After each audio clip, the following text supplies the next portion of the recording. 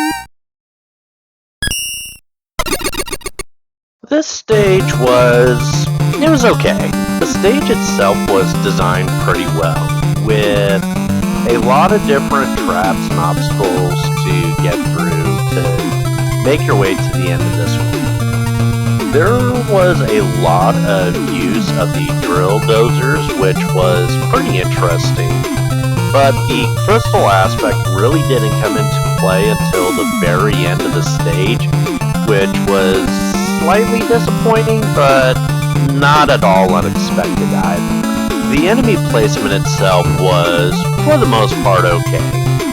It was fair and balanced, and there were some points where it did feel a little empty. Unfortunately, the hot dog was a bit of a fail in that there was no way it was going to be able to hit you, and that was probably the lowest point of this stage, but for the most part, it was done fine. So you pretty much have a full arsenal of power-ups here. Unfortunately, you have no use for them, except for the boss fight. And that is really kind of disappointing, because if there was at least some use for some of them, such as the super arrow, then I would score this higher. But all of these power-ups were wasted here, and that was a shame. There's not a whole lot to say about the boss fight. It's your standard empty arena one-on-one fight. There's nothing remotely special or unique about this fight, and let's be honest, that's nothing really remarkable or worth talking about.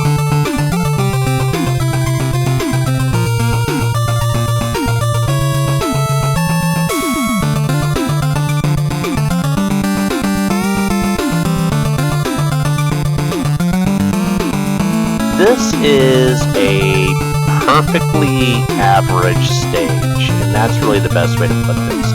The stage design is done well enough, and overall, there's just not a whole lot to say about this one. It was pieced together well. I don't have any complaints with the enemies or really the boss fight. There's more it could have done, but it could also have done it a lot worse. Overall, this is a very middle-of-the-road style stage.